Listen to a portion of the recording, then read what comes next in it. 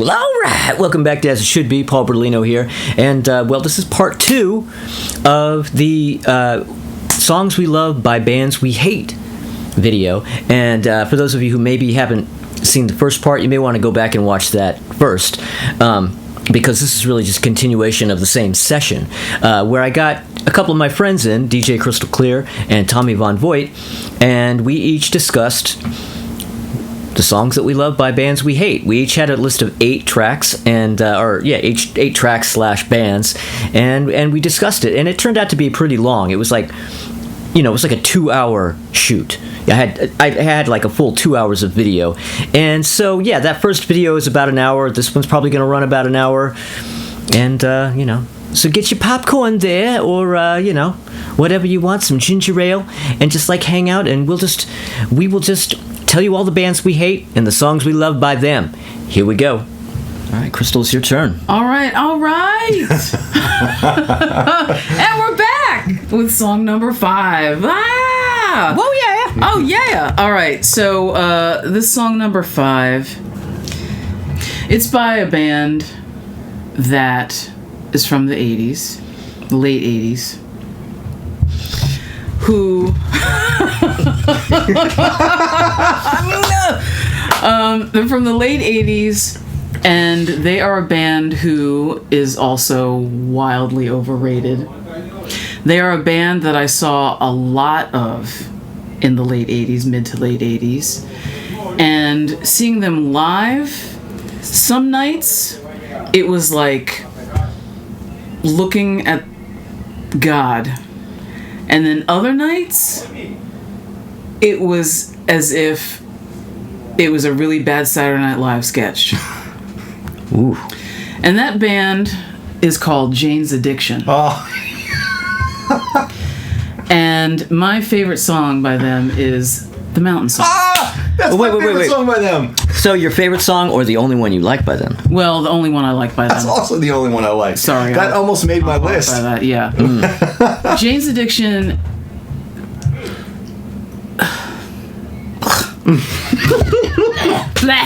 They're just... You heard it here first. Yeah.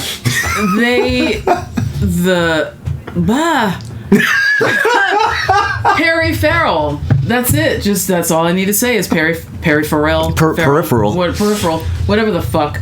So, this was when I was living in Los Angeles, and I was working at Tower Sunset. And Tower Sunset, the legendary Tower Records on Sunset Boulevard, it's in the documentary, blah, blah, blah. And all the bands used to come in there and hang out because there were people I worked with that knew everybody and whatever. And they were all playing on the Strip and this, that, and the other, except Jane's Addiction. They played at this place downtown called Scream. And it was in the warehouse district where you wouldn't go down there because you'd be like killed instantly. Like, it was Skid Row times a million. It was dark, it was dank, it was evil, it was terrible. Oh, Skid Row was playing? That's how bad it was. Hey. Zing. Yeah.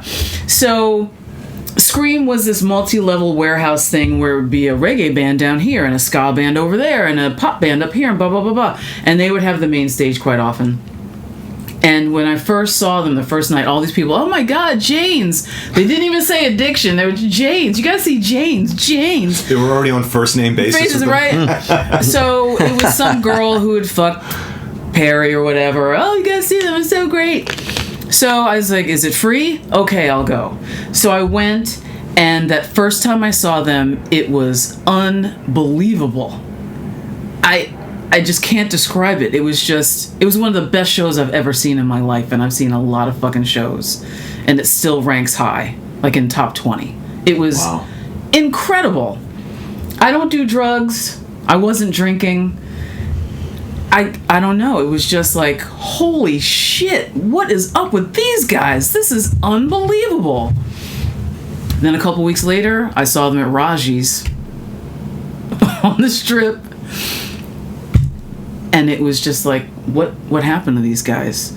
Are they, like, were they robots in their place or something? It was because they're all loaded.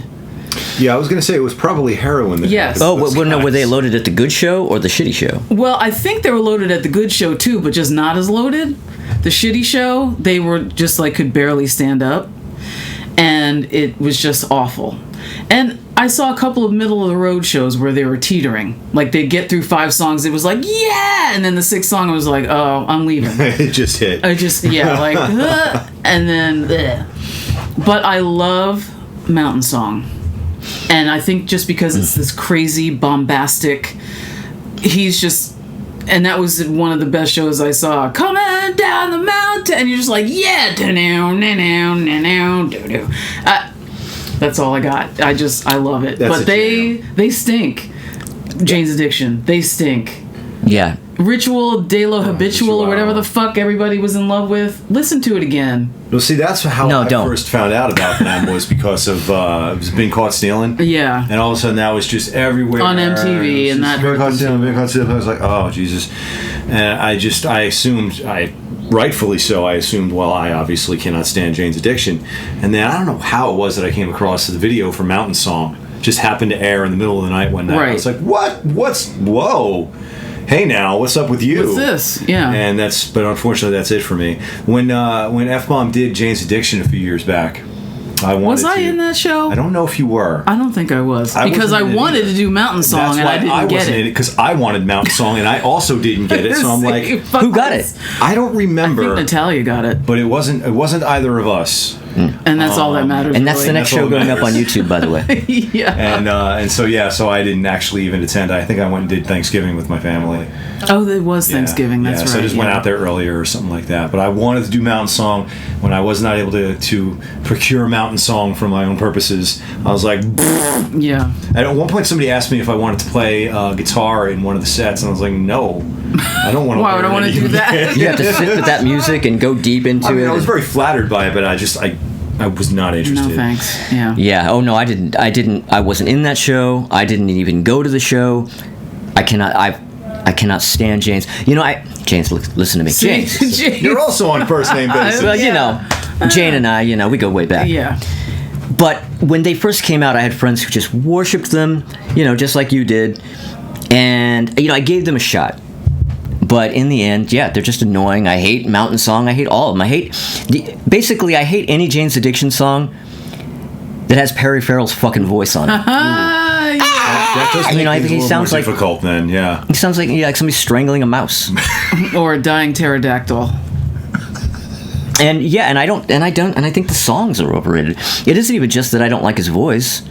I mean, the songs aren't that great. Yeah, they're not that great. They're really, seriously, listen to Ritual de lo Habitual again, and you will agree with me and us. It is not that great. It's very mediocre. Do we need to have legal put a disclaimer on this? We do not actually advise that you listen to this.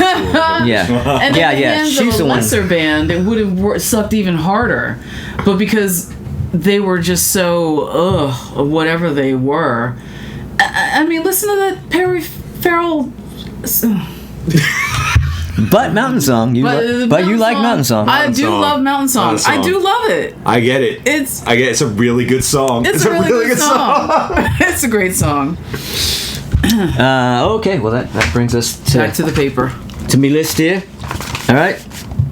Let's see, who should I bring this time? Well, okay. Can you guess the decade? Is it going to be the 80s? How the hell did you know? Okay. Well, Bryan Adams. Oh. Bryan Adams. Now, to be honest, when it comes to Bryan Adams in his heyday, and we're talking... Heyday? Well, in the 80s when he was a big MTV thing, he had Cuts Like a Knife initially, and then you had the next album, which was his bigger album. What was it called again? Reckless. Reckless, thank you. Like that whole period, that's his heyday. Fantastic. And I wasn't into it. I didn't like it. I don't know that I hated it passionately. Passionately. Yeah, passionately. Passionately. Mm-hmm. Passionately. The coffee hooks. But over time, I grew to hate him more and more because then he got even shittier because everything became this power ballad thing that was sort of, made for a film or something, and it just turned into this thing. Robin Hood. Yeah, it just got worse and worse, and of course, he's an asshole. Yes. Yes, I Ari- personally We won't go into this. Won't go into it though. Oh, But the Okay. one song that I really, really love, and actually I didn't actually like this in the 80s. Even in the 80s, I thought this song sucked. But I kind of got into it a little later on. I heard it for the first time after years and went, oh shit, I'm hearing this with completely different ears now. Run to You. Love that song. Run to You. And I can't really explain why. Well, I mean, I guess I do like it for the same reason I like all the other ones I've mentioned. You know, and there's a lot of nostalgia, and I mean, it takes me back to a time when I didn't like that song. And, you know, what's better than a song that takes you back to a time when you didn't like the song? But do you think that you liked it also because it's like a Springsteen-ish throwaway? No, because, well, no. Summer of '69. Now, Well, that's a more Springsteen. egregious, yes. Yeah, and I never liked that. I still don't like I that. hate it. Yeah, it's like really bad Springsteen. But Run to You, I feel like he doesn't really have anything else that sounds like that. You know what I mean? I mean, you probably know his stuff a bit it's not more. like an aberration in his catalog, but I kind of see where you're coming. You know what I mean? I mean, I don't know the deep cuts, so I wouldn't really know. There's certainly no other single that sounds like that. No, there's no other single that sounds like that. I feel where you're coming from. I actually quite like a lot of his stuff from the 80s and even some stuff off the Waking Up the Neighbors record. I'm a little torn, though, because I do, and obviously we're not going into this, but I do now know that Bryan Adams is not the greatest human being. So it's like, how much do I want to enjoy his music? But the music that I enjoy from him, I really enjoy a lot. It's not like with Ted Nugent where it's like, well, he's got cat scratch fever and stranglehold. I can write this dude off.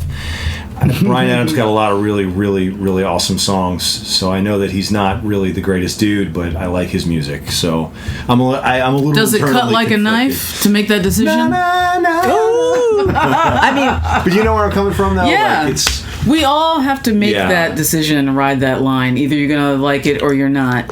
And you can hold it up to whatever merits you want to. But the bottom line is, this guy's a fucking asshole, but you still like the song. I do.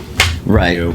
Yeah, Nugent's a bit of a sticking point because Yeah. he's really not He's likable. really but a problem. man, he does have some good stuff. And Yeah. yeah, I mean, I've seen him live. I mean, even in recent years, and you're like, damn, he can bring it. He can bring it, but I don't really always like what it is he brings. Yes, the other stuff that he brings is more than a bit rough. Yeah. But yeah, so True that. what do you got, Tommy? What do you got, Oh, Tommy? okay. For me, for number 5. All right. So, all right. So this next band, I did put a note in here that. Well, I'll come right out and say it. "Angel of Harlem" by U2. Oh, All right. Now, here's the thing, though. Here's the thing. I love it. Here's the thing. Okay. Let me get to my talking points, please. All right. but not your rocking comments, points. comments will be Your talking forthcoming. points. So I wrote, hard to say I truly hate U2, since there are some songs other than this that I do really dig, like Where the Streets Have No Name, Still Haven't Found What I'm Looking For, New Year's Day. Probably about a solid half dozen or so. But a trip through their catalog reveals a lot of filler, and then when we hit the 90s, it starts to get offensively terrible. Ooh, like, the 90s. Like they completely lost the plot. I couldn't even finish a discography for them. I really couldn't. I gave up after Pop. I'm amazed you made it that far. Wait, so you're talking going through it in real time, or did you at some point decide to go In through order? it? Well, I should a little bit of backstory. So over the course of COVID, Melissa and I, we've been going through discography runs. We listen to albums all day long at work because we both work at home, across the table from each other. So she'll put on an album, I'll put on an album. We'll go back and forth, and this has afforded us the opportunity to listen to entire albums and entire discographies that we never normally would have had the time for. So we've been going back and revisiting a lot of stuff. And at one point, I did a discography run of U2. So we start from the first one and go all the way up to the end. And that was one of the few bands that I could not finish the run. I got as far as the Pop album, and when we got to the end of that one, I was like, I am done. I cannot keep going with U2. I just couldn't. I wanted to stop after Octung Baby because that was bringing me back to a place I did not want to revisit in that period of time when that's all I heard was that stuff on the radio being beaten in my skull. But yeah, so U2 kind of like, I started to retroactively hate them. And it made me like hate stuff from the 80s that they put out that normally I wouldn't have hated. I just would have been like, filler, pass. But now I actually listen to the filler, and now I hate the filler too. They do have some songs that are really good. So it's hard for me to truly say I hate U2. But even if I hated everything else they ever put out, Angel of Harlem is such an amazing song. It's all the feels for me. It hits all the right buttons. I just love it. I can't say enough how much I love that song. All right, well, I will say, Here it comes. as the oldest person on the panel, and I saw U2 their first couple of tours, and I defend them. Paul knows this. I defend them to the end because it's a certain time and it's a certain place. And when they came out, there was nothing else like them. And it just was like, what the fuck? And it was amazing. And the first 3 albums, let's say, I think definitely the first 2 untouchable. I think they're great. Maybe a couple of clinkers here and there, but I enjoy them. And as time passed, I stopped at Joshua Tree. I couldn't take any more after Joshua Tree. Then Achtung Baby. Achtung Baby. A couple of songs I liked, mostly not really. Definitely, I listened to pop, but I was like, okay, I'm officially done. Well, what about Zooropa or whatever? I think I got 3 songs in and I couldn't do it anymore because they lost it for me. And not saying that they had to sound exactly like they did in 1980, 20 years later, 30 years later, but knowing that was the beginning, like what happened? It's like they just took that coat off and then put something else on, and then I think they completely lost. They the went plot. to a ditch. I don't know what happened. Yes, it's sad because they were really great, and they put on amazing shows back in the day. I mean, I believe you, and I get why U2 became as big of a band as they did. And I saw Achtung Baby tour. Oh wow! Because a friend of mine had tickets, and I was like, "Is it free? I'll Most go." importantly. And I'm sure it was a good tour too. They were great. I saw them at MSG. It was fantastic. I feel like they have proven to be shit merchants. And I can't get with the bulk of their catalog, and they have become incredibly annoying. Okay, let me ask you this: how do you feel about Bono? I suspect I would not like him. Okay. As a person, you suspect you would not. Let's just leave it there. I'm talking as a performer. As a performer, he's fine. Okay, he's fine. Yeah. Well, I've been quiet for most of this because I'm going to be talking about U2 in a bit. Oh, snap. Oh. So my number 6 is a band that is now considered classic rock. Oh boy. Yeah. Isn't that some of the bands we've already discussed? Yeah. They're a band that a lot of people hate, and I think it's justified. I think primarily because a lot of their songs were way overplayed, and one particular album was way overrated, or just got played to death. And that band is the Eagles. I was wondering if this was going to happen. Yeah. And the song that I love is I Can't Tell You Why. But I can tell you why I like the song. Because it's beautiful. And Timothy B. Schmidt wrote this one, right? So it wasn't Don and it wasn't Glenn. So that's like 2 feathers in their cap. Because they picked this Timothy B. Schmidt song. It's like a time and a place. It's a really perfect time capsule from that year that it came out. And his voice is beautiful. And it reminds me a lot of Carole King. That vein, I can see that. Is that blasphemous? No. Okay. I'll have stuff to say after. I just really love that song, even though the bridge is too long for me. The guitar solo is a little too long for me, but I think it's a great song. And I did not used to hate the Eagles. I just thought, they're not really that great all the time. I'm a hits fan of the Eagles. I did have all the albums. I did listen to all the songs. I saw them in concert a bunch of times. The last time was when I got free tickets, and how long ago was that? A few years ago, we went to MSG and saw them. I saw them. A friend of mine had free tickets.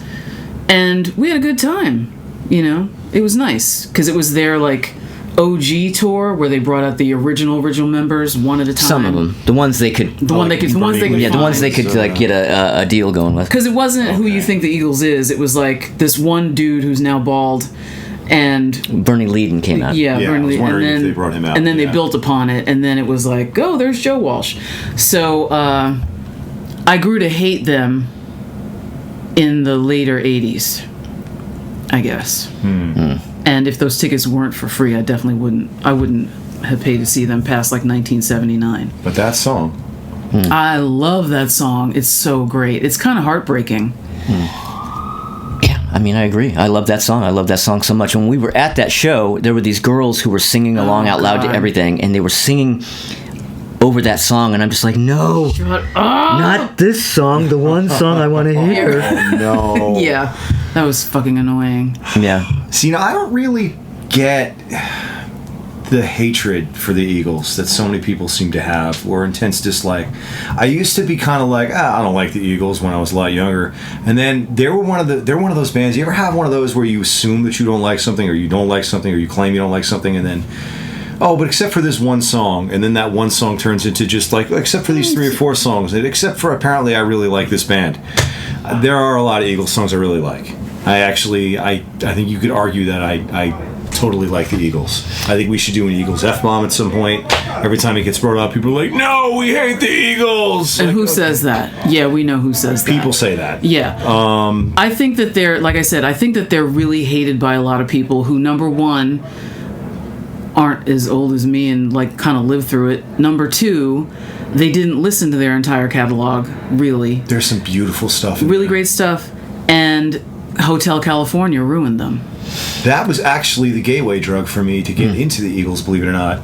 I believe that. At one point, I was listening to Hotel California, came on the radio for the 8 billionth time, and I'm listening to it, and I'm like, wait, you know what? I think I get this. I think this actually is, I really kind of digging this song. And then I was like, the next time I heard it again, I was like, oh, man, I like Hotel California, but no other Eagles stuff. And then that led to, oh, well, I really like Already Gone.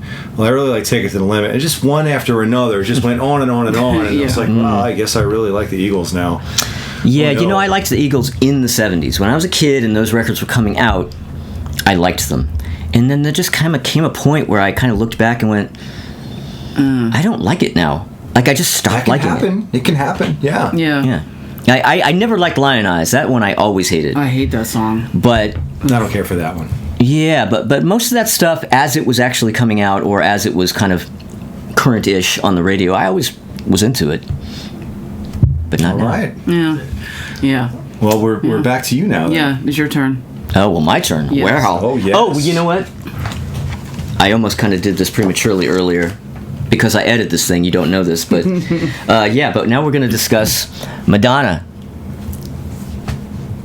Yes. Why? Right? Why? Get your tissue. Why? I know you don't want to. You don't want to discuss Madonna. He doesn't like Madonna. No, that's not what I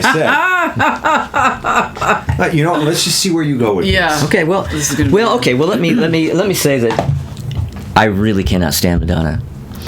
I think Madonna is the worst. I think she is a mediocre dancer. She's a mediocre vocalist. She has charisma. She has the ability to sell herself. She does write some songs, and she's written some okay songs. They're not necessarily bad songs, but I just don't think that she has even remotely the talent that she's given credit for. And that's the thing. I mean, when people talk about Madonna, they don't really talk about her talent. They just really love her because she has this thing that touches them. But it isn't really like that she's an outstanding dancer or singer or any of these kind of things. And I really can't stand her as a person. I think she's fucking pretentious. I think she's a phony. Stealing fucking everything that she does is stolen from something she saw somebody else do. Black people. Right? But one song that I only kind of recently started to like, Burning Up. I like Burning Up. That is about What? the most random thing. That is like as Madonna as you get for Madonna's If this classic was a period. chair closer to the floor, I would have fallen out of it. I like Burning Up. Okay. I don't love it. a lot of the songs that I wanted to make for this list, I wanted to be songs that I loved. I don't love this song, but I like it quite a bit. And it's worth noting because even though I don't love it as much as the other songs on the list, I hate Madonna so much that it's really worth. Yeah, It carries its weight, That's you my know. comparison. Yeah. Wow, burning up. Yeah, and I really hated that song in the '80s because it was so overtly '80s. Which is, I hated that, and I still am not into that sound. But I kind of like that song. Well, you know what it is that kind of stuff. There's a certain sort of raw vibe about that track that I wasn't picking up on at the time. There is like a Prince Dirty Mind rawness to ding, that. ding, ding, ding, ding. Yes. That got completely past me in the '80s. That I see now, that I hear now. Wow. Yeah. That's wild. Yeah. So I have some comments. Yeah. I know it's like if he just says he hates the Beatles, you know. Right. Yeah. Well, he would never do that. I mean, not even for a gag. But I wouldn't want that. I wouldn't want those words to escape my mouth. And No, I'm just saying he's saying that in front of you is like you saying Beatles in front of me. All right, I will freely admit that Madonna does seem like she's probably kind of a crappy person. I've read interviews, people who have come into contact with her and have said things about her that just seems like she's just kind of shitty. She is not the most exceptional singer. I am not really one to judge on somebody's dance ability. I don't think she's much of a songwriter. However, when you look at her 80s era albums, they are absolute fire. Now, even if she is not the driving creative force behind them, they still exist and they are incredible. And for that reason and that reason alone, I love Madonna, specifically Madonna's 80s work.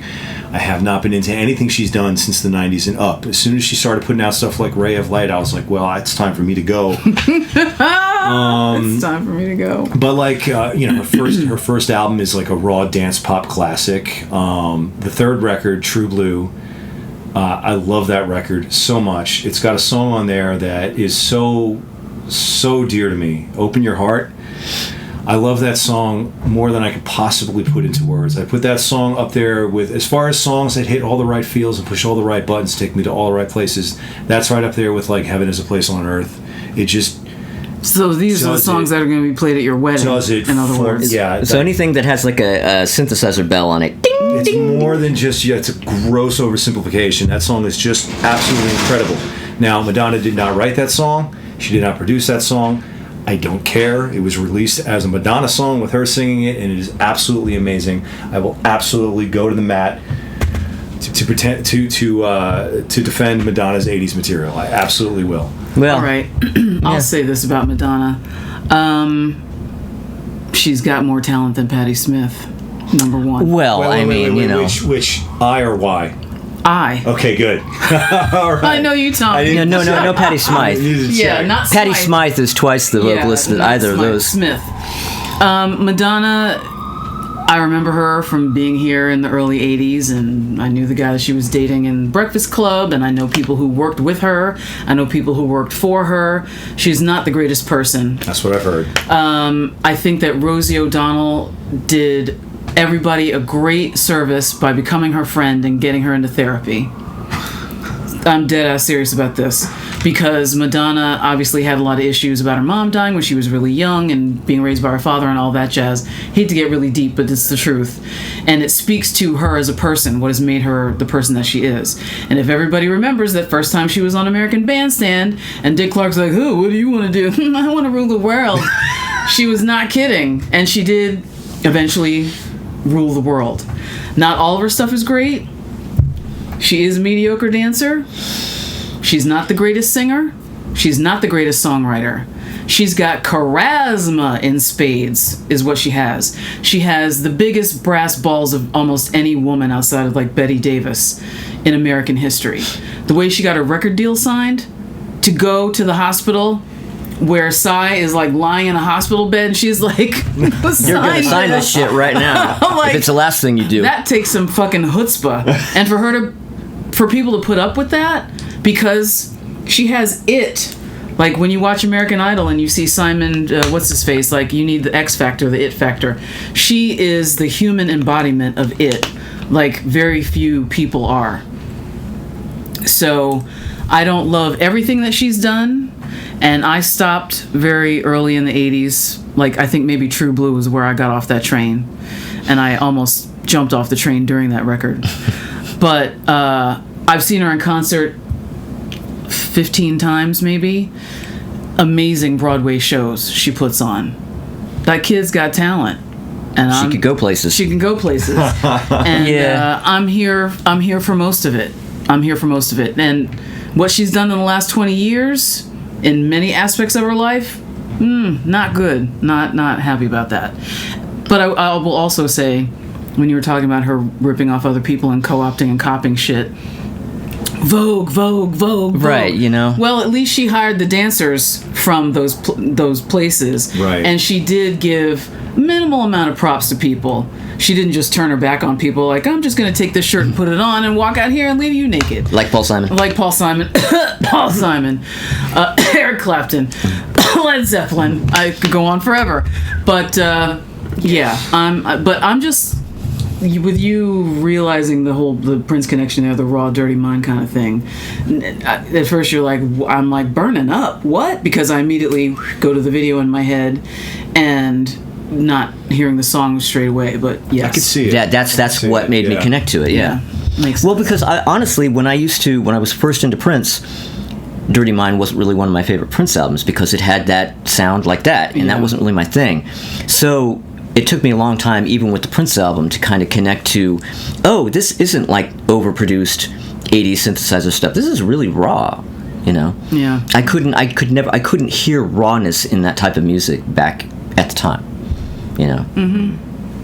Oh, and fun fact, my friend Alan, who's a drummer, he's in the Police tribute band, New York's Finest.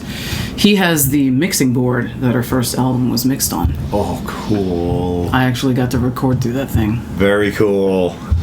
So, So what's your choice? So we're over here. You're Yeah, now so five. we're over to me. Okay, so coming in hot at number 6. Okay, this is a band.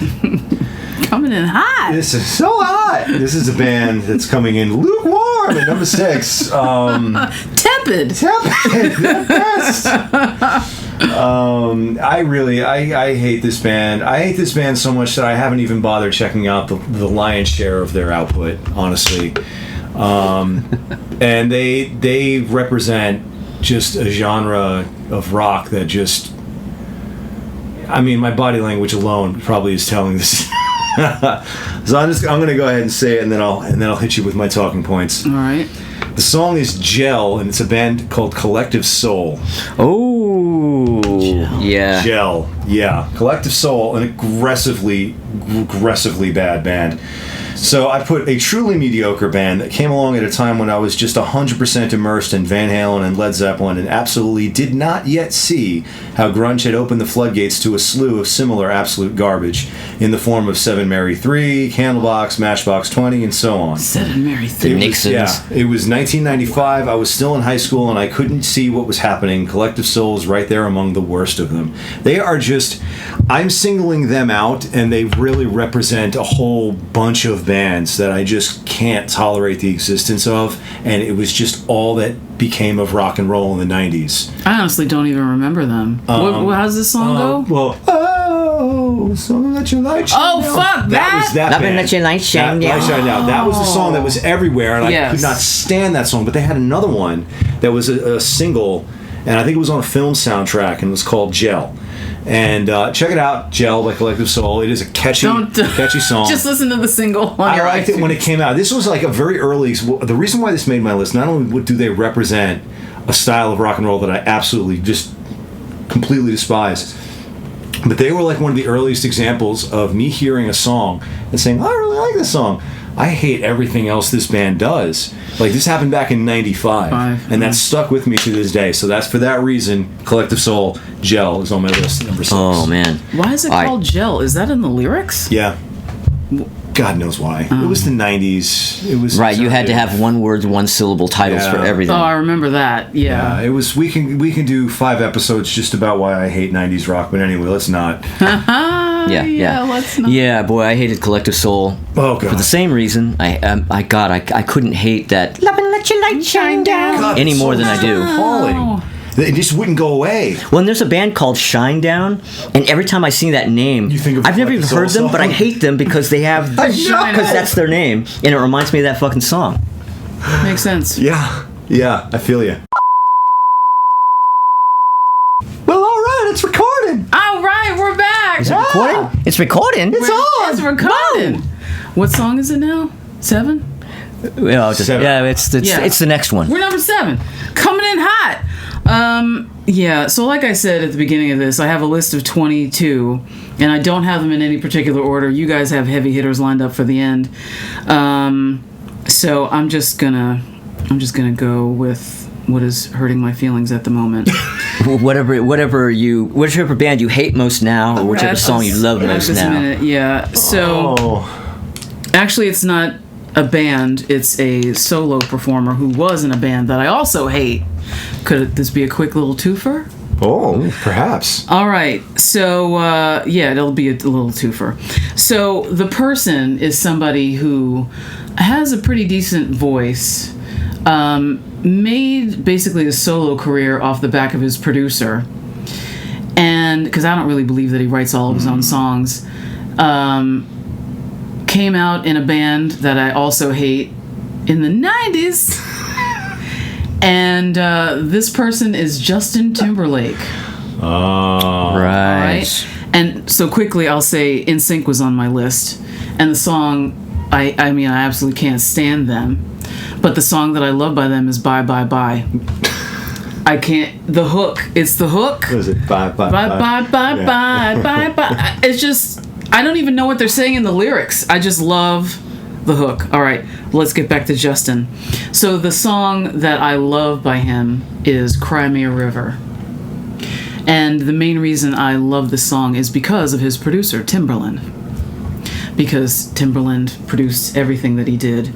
And if you know hip-hop, and you know 90s hip-hop, and you're familiar with Missy Elliott, and you're familiar with Tweet, and you're familiar with a bunch of those other, Mary J., Timberland has a very distinctive style with his production.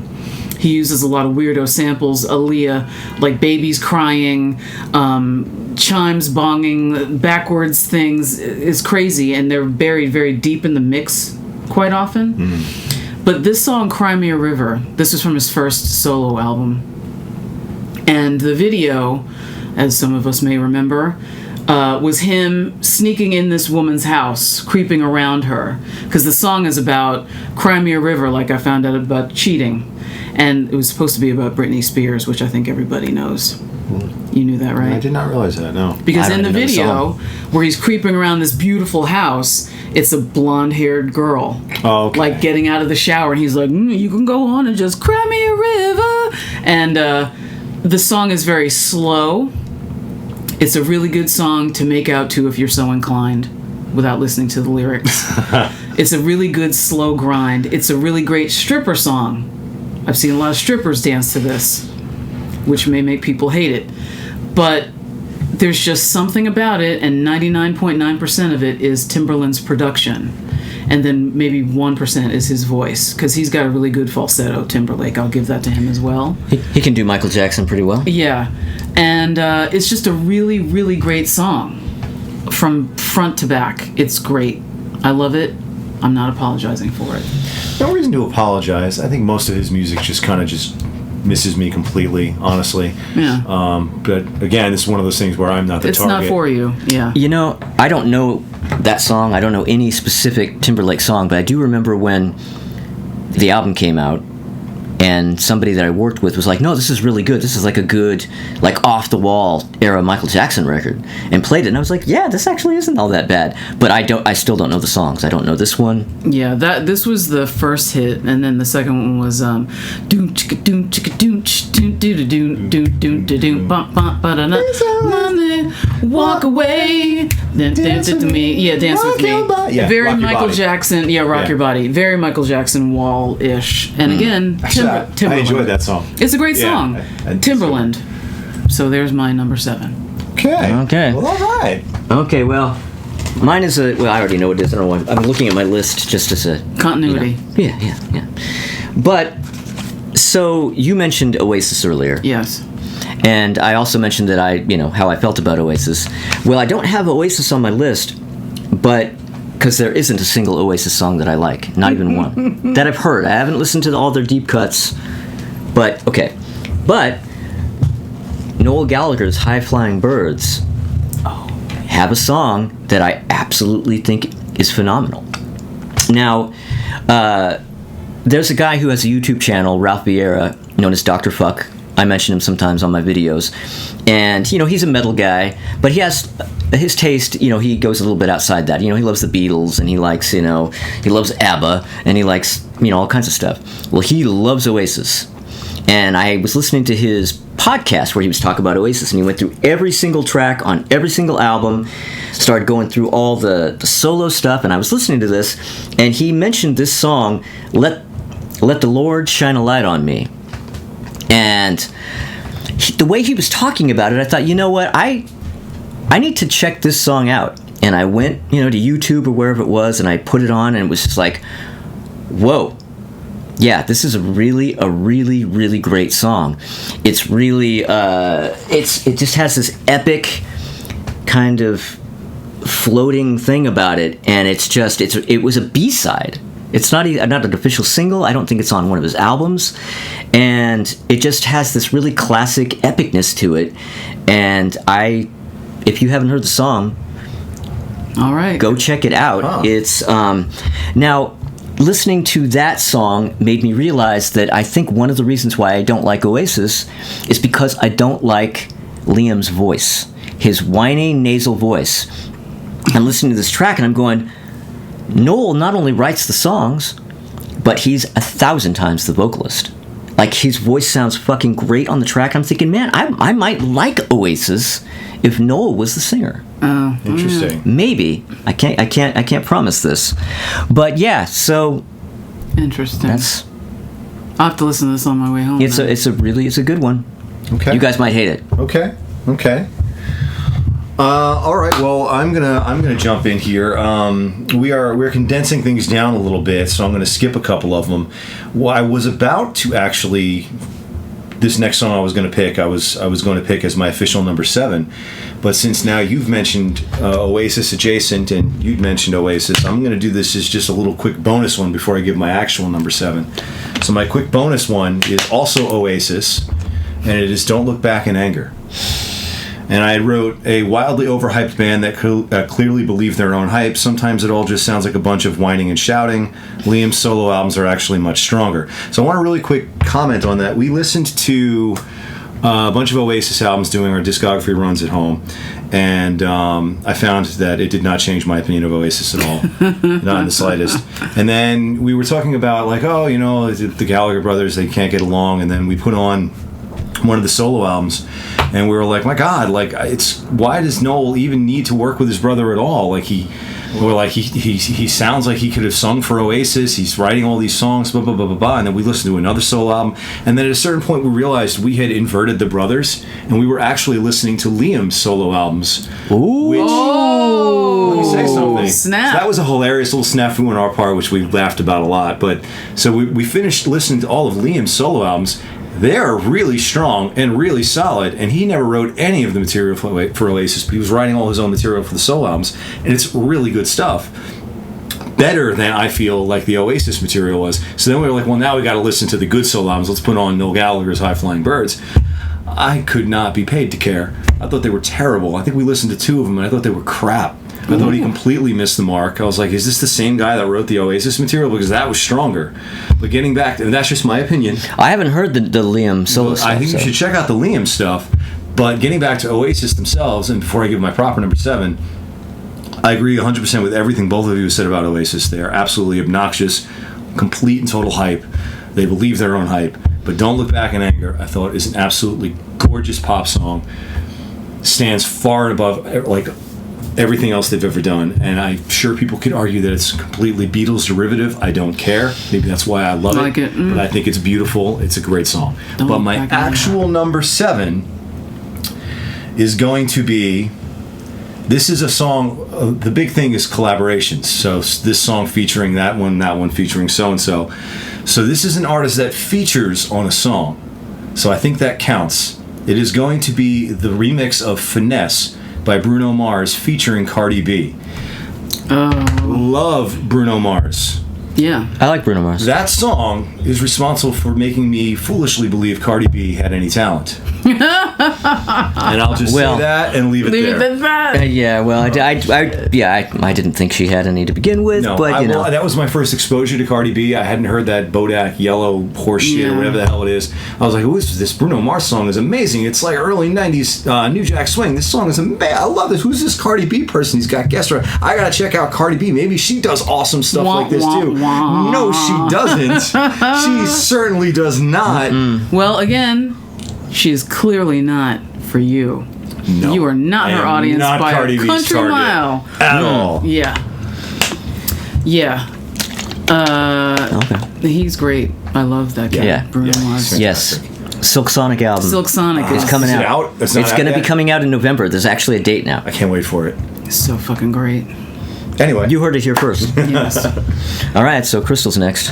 All right. so Number 8. Yeah, I don't have a doozy to end this thing.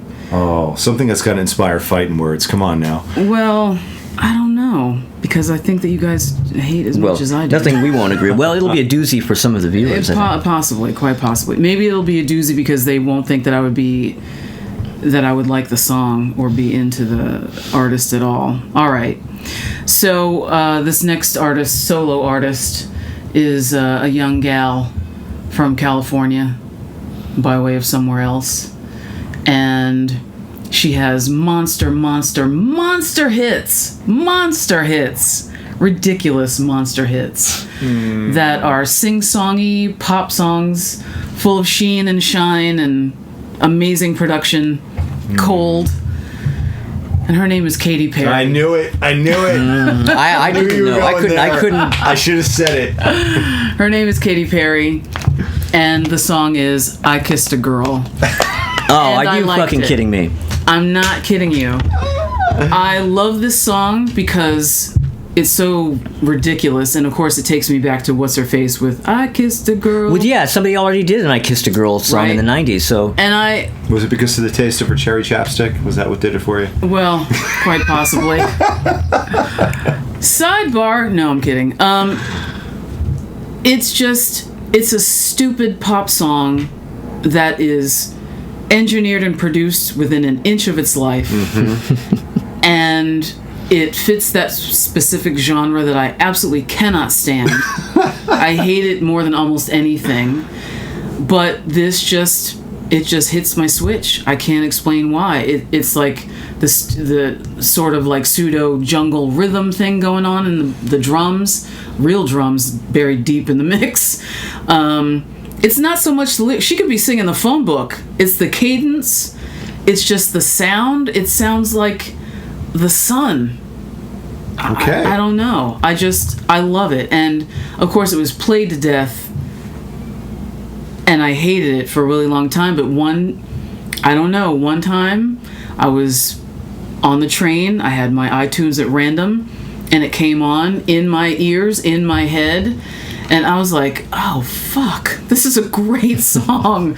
I love this song. Now do I like this? Now do I like a Katy Perry song? Fuck. And so I went back and listened to her albums. And of course, I'm no fan of hers. I like her hits. That's about it. I'm a hit fan. So there are other songs of hers that you like. But I can't stand her. I think that she is annoying and obnoxious, and she can sing. Oh yeah. She can really sing without all the production and sheen. She writes some pretty decent songs. She writes some really good pop songs. She knows a good hook. I don't know who her production team is, but they're A+++ in my book for this genre. And if that song comes on, I'm not mad at it. I love it. I love it. I don't like it. I love it. I love this song. Okay. I do. So surprise. Wow. Yeah. Crystal, that militant, likes Katy Perry. I do. I song. don't have much to say about it except for I can't stand Katy Perry. Yeah. I have found that I've heard some Katy Perry songs that are really, really catchy and I enjoy, but there's also some that are also apparently really, really huge popular songs, and I can't understand what's wrong with people's hearing. So, what was the one? Dark Horse. That was hers. Dark Horse? Yeah. Are you ready for a dark horse? That one. Oh, is that her? I don't know. God, that's Yes, you don't even know. I don't know. I really don't know. So And stupid. the other, but her big hit that I can't stand is Firework. I cannot stand Firework I hate either. that fucking song. There was it California Girls? Oh, now that I That was kind the of Beach like. Boys. No. A different song. Wrong one. She did a song called California Girls Are Unforgettable. Very cute. Okay. Cute And pop Snoop song. Dogg with his little Well, verse his in rap there. on there is appalling, though. It's so bad. It It's sounds like terrible. he was paid not enough and realized it before he got He was on the paid mic. too much. and I don't did know. that. That was. He'd been phoned hanging in. out with Willie and was too stoned. Stoned, More He like- yeah. might have actually literally phoned that rap break in on that song. Possibly. But he's like bikinis, zucchinis. It's like, what? Snoop, what are you doing, man? But you know what? It goes along with a stupid song. Yeah. Yeah, but it's like somebody should have told Snoop, like, Snoop, this is going to get released. People get to hear what he, He just doesn't did. give a Well, fuck. you know, he got paid. I know. Snoop Dogg Like- is successful, middle-aged, nothing else to prove. Hanging Snoop out with Dogg Martha now. Stewart, Yeah, making Yeah. hot brownies. He's I mean, coaching like Little League games and Yeah. doing He always commercials has, for though. online gaming. So yeah, but he started doing pee-wee football with his Yeah. kids. Yeah. yeah. But anyway, All right. All right, so my big last one Was is Katy Perry. Oh, no. is Katy Perry. Well, it would be except for one little thing. I don't know any of her songs. I mean, honestly, other than the ripped off "I Kissed a Girl" idea, all these other songs you guys mentioned. Nothing. But you've heard her "I Kissed a Girl." You've heard. Yeah, that song, I have right? heard it. That's how I know about it. But yeah. Other than that, all these other songs I've probably heard. Maybe I've been grocery shopping and they've been on. Probably. I don't know. They all sound like the same. They Like are. you said, I don't know. Was that her? But I like don't that's know. where her stuff stands with me. Like Yeah. okay, that was her. But another band that I really, really have always hated. When they came out in the '80s, again, this was a period when I was kind of on a metal trip. I was kind of into metal for maybe about a year and a half, 2 years there. I was fly by night on the metal thing. It happens. And because I was always really a 60s and 70s kid. That's what I was listening to before I got into metal, but all my friends were really metal, and it just rubbed off on me for a little while, but it didn't stick. And then once it kind of faded off, then I went back to my 60s and 70s thing, and I started getting into stuff like REM, and I started getting into Prince, and all that kind of stuff, and kind of branching out in that way. But U2 is the band that I'm talking about. I never liked them, always hated them, and as time goes on, I hate them more and more because Bono, of course, becomes more and more insufferable over time. it's like a slow burn with them. It's a slow burn of hate, yeah. Yeah. And the thing about U2, I mean, I guess I can kind of understand why people like them, but the things that people like about them are all the things I hate about them. And I think, Bono and his self-important, shit, like he's always breathing really heavy in the song, like he's having this moment of realization of how great he thinks he is and how intense of a message he's given to you about love and peace, man. And it's just like he thinks he's changing the world, by saying baby. And it's just like, and I couldn't hate him more. But the song that I love, and don't mouth it when I say it, because she already knows. I know there's one. I know how she rolls, so I gotta catch her sometimes in advance. She's gonna steal my punk. But a song by them that I love as much, with the same intense passion that I hate U2, New Year's Day. No matter how much I hate them, that is a fucking phenomenal song. That is. If I had to make a list of like the top 5 songs of that entire decade, that would probably be on it. That is an incredible song. Heavy breathing and everything. Maybe the time is right. Yeah, no, it's true. Yeah. It's true. I mean, Bono is being Bono on that song too, but the song is just too good. The song survives it. Yeah, I agree. I would, and I would say that was the only song I liked by U2, but I kind of like Gloria also from the second album. Oh yeah. But I don't love it. Like New Year's Day is a song I will, I'll take it anywhere with me. It's a solid choice, man. It's a solid choice. To the beach. To the beach. To the mountains. You know, I can come meet my mom. It's okay. It's We're all good. right. That song, actually, side note here, that New Year's Day cost me a song in F-bomb once. Oh. Years ago, we were doing, might have been the 2016 to 2017 New Year's Eve show, and I was going to be singing Heat of the Moment by Asia. Oh, I had to cover that for you. I know, and the reason why you had to cover that is because I had to cover, I think, for Craigman at rehearsal on New Year's Day. And I was going full on, did all the Bono stuff and everything, and people were like, whoa, you sound great. And I did sound really good, admittedly. Yeah. I sounded really good. You sounded really and good. I promptly blew my voice out after we did the song like 5 times at rehearsal, and then I think that was a same-day rehearsal as the show. Yes, it was. So then we go down to the show, and by the time we got to the 80s set, my voice was smoked, and I didn't get to do Heat of the Moment, which I desperately wanted to do, and Crystal had to cover that song for me because my voice was shot. Oh, yeah, I remember that. Yeah. Pissed. I was so pissed. Tommy was very, very, very, very crestfallen. So upset. Yeah, I can understand that. But I like that song a lot. That's a really good choice, man. It's a great song. It's a great one. It's a great one. And you know, and I remember we've talked about this. You were there too. Well, not there with me at the time, but you saw it too. I remember seeing the video for New Year's Day the first time it aired on MTV on New Year's Day, 1983. And it was just like, it was this moment where I was like, wow, kind of taken by it, but I don't know, it's weird. I think I had like a block up or something. I couldn't admit to myself that I liked it. or maybe I just didn't know that I did, but it got my attention. It had this thing about it that I couldn't ignore. But yeah, everything else that I ever heard or saw from them was just like, oh, Jesus Christ, please. Wow. All right. So we over to me? Yes. We're over to you. This is the big last song, so blow our minds. Yes. Okay. All right. So this is a band that I know that they're pretty well loved from the 70s. They are a soft rock band from the 70s. There are some of their songs that were just inescapable when I was growing up. Inescapable to the point where it was just assumed you were supposed to like them. People didn't even ask if you liked the song. It's like, well, you of course like this song. Well, I did not like their big song. The band is America, and the song is Sister Golden Hair. Oh, shit. Okay? So my talking points here, my fighting words, no less. Ventura Highway, Horse with No Name, fuck right off, please. This band managed to take all the ingredients that make 70s soft rock so great and turn it into a dish of pure fucking sadness. This band is literally the sound of depression. Their harmonies remind me that we're all going to die one day. What? However, Oh my gosh. That being said, Sister Golden Hair absolutely slaps. It's a great song. It is a beautiful song. It's an achingly gorgeous song. Sister Golden Hair does all the right things for me. Well, you know, it doesn't really sound like any of the other stuff. I know it doesn't.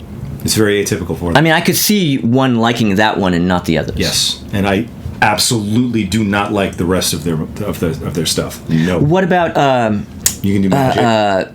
Daisy Jane? I don't know. I've given up on trying, so I'm not really that influenced. Listen to Daisy Jane. Yeah. I think it's from the same album, and it also doesn't sound like any of those other songs. I'll have to give it a try because I would like It was there a to big be single. another song I like as much as Sister Golden Hair. But the big songs, no, I can't. Especially Horse with No Name. Seriously, Horse with No Name. I would like to just take a swing at somebody the next time they tell me, "Why don't you like Horse with No Now, Name?" is it... See, I think that this falls in the category, again, of wildly overplayed, which made it wildly overrated. That song, you could not escape. No, you truly could not escape it. But Even I mean, as a kid in the 80s, it would not go away. If it was not going away in the 80s, God. think about what I went through in the 70s, like all the fucking time. Yeah. So are you saying you don't like the song? I'm saying that I don't like that song, but I really do not like Sister Golden Hair? Oh, really? Wow. no. Now, do you dislike all the other America singles as well? No. Just those two songs? Just those two. Okay. And this one, I can't with that. I don't know. I don't know. Maybe it's just not hitting you the way it's hitting me. But It's Sister not. Golden Hair. Oh, from the very start to The George Harrison Love it. guitar. Yes, thank God, you. yeah. Because when I So first heard it, I Well, was George like, Martin produced it. So. yeah, So exactly. beautiful, so beautiful. But for the most part, no, I can't. And I keep It's- on thinking yes. about you, Sister Golden Hair Surprise.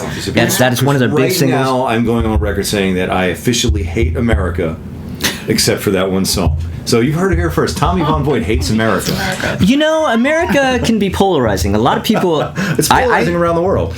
Well, most people don't seem to like A Horse with No Name. I love it. I love A Horse with No Name. I love Ventura Highway. I love Ventura Highway. I love Sister Golden Hair. I love Daisy Jane. Ventura I love Highway. Tin Man.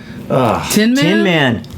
Love right. Tin Man. Oh, not Tin Man is the weirdest song. There's exactly weird. one verse at the beginning, and then it doesn't go back to the verse after again, that. yeah. Those three songs, Tin Man, Ventura Highway, and Horse with No Name, represent everything I hate so much about that band. Like, all the elements are just like, Okay, no. wait, no, I got a question for you then. And I don't know if you know this song or know that it's them, but it's In Your Decade. You can do magic. Do you like that song? No, I don't. It's not that good. I don't like that one either, but I was going to run it by you. It's also, it's like, okay, so America now in the early 80s, okay, so we're going to update our sound a little bit, maybe sound more 80s and everything like that, but we're still going to be really sad. Fuck off. We're still gonna be I don't sad. need that. I don't have time for that. All right. And isn't America the band that every album starts with a H? Holiday, Harbor. Harbor, Horrible. Hello. Horrible. Horrible. That's their greatest hit song. Horrible. The best of- No, that's History. History. Oh, that's right. It's History. Yeah. Oh, God. Yeah. You know, to be honest, I think a lot of my love for the America hits is just childhood nostalgia. I was the right age for that stuff. I was sitting in the backseat of my mom's car, Yeah. you know, as a 6-7-year-old kid, and that stuff's just coming on the radio. I don't know how I'd feel about it if I heard it for the first time now. I think it was sappy now. But it was another time and a place. It was a time and a place. Yeah, for sure. But Horse with No Name, though, I mean, I don't know if I know anybody else who likes that song other than me. It's so... Neil Young probably doesn't like it. It seemed like everybody loved that song. Would come on the radio, and I'd be at like a party at my aunt's and uncle's or something like that, and that song would come on the radio, be like, "Oh, Horse with No Name," they'd be singing along. "Hey, Tommy, Horse with No Name is on." So this song sucks. I was like 7 years old, and I recognized this song sucks. Horse with No Name, fuck out of here. I hope he gets lost in the fucking desert and dies. Oh, wow. Anyway. That's Oh, poor horsey. Oh. Anyway. What'd that horse ever do to you, Tommy? And scene. And scene. All right, so all America fans send hate mail to. Tommy Von Voigt. Yeah. P.O. Box. Well, all right, so yeah, that's my so well, list. that's it. That's our epic long. Yes. You know, Clocking in at 2 hours and 11 something like some that. minutes. Well, we'll see how short it gets when I edit it. But yeah, I mean, you know, this is my first panel sort of discussion, bringing some friends in to talk. I mean, that I think it helps. It brings a lot more to the table instead of always having to hear me talk about this shit, right? Because I'm always telling you this stuff. You're fine. Right, and yeah, you know, we may or may not do this again. You know, who knows? It depends on what you guys think. It depends on what these guys think. It depends on what I think when I go to edit it. But so when you guys, well, you know, if you guys like this and you're not already subscribers, then please subscribe and click the bell. You know, all that stuff that everybody always Where tells is you it? at the end of Click these the bell. videos. No, it's over. And comment and tell us how stupid we are for hating these bands. And Present, but you know what? Don't just be like, you're assholes because blah, blah, blah. yeah, you know, Present an argument, Yeah. like a substantive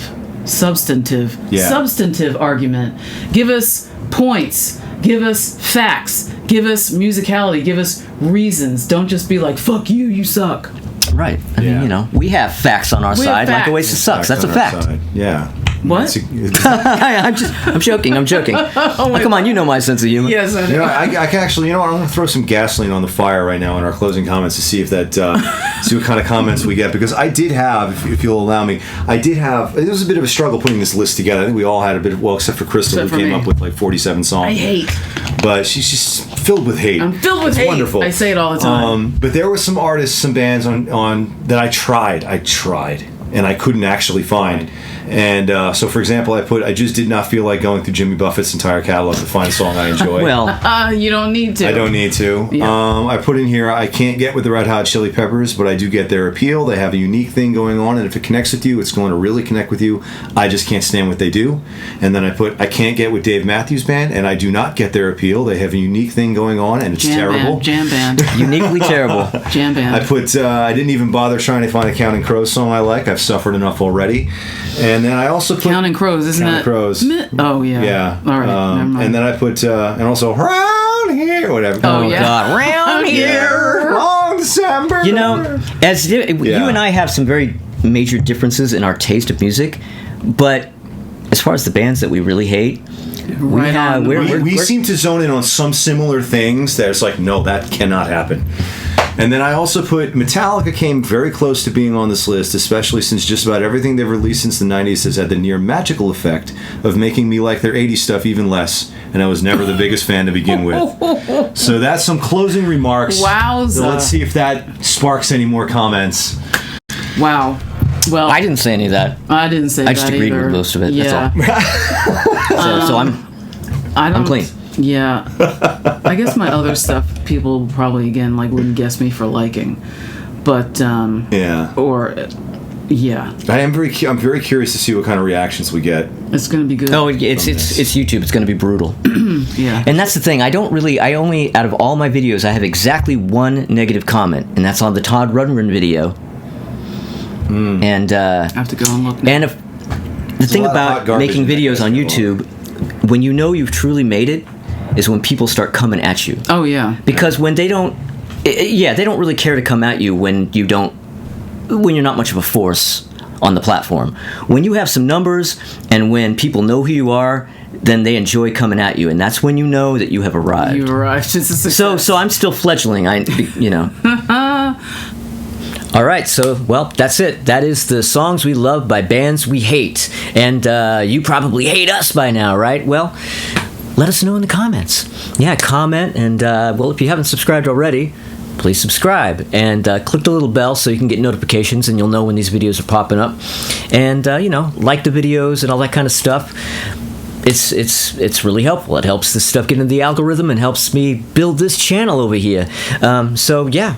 Anyway, I will. Well, thank you everybody who's been watching the videos. Thank you people who are subscribing. I mean, the numbers are going up, and that's really cool. I really appreciate it. And yeah, there's more to come, and I will see you next time.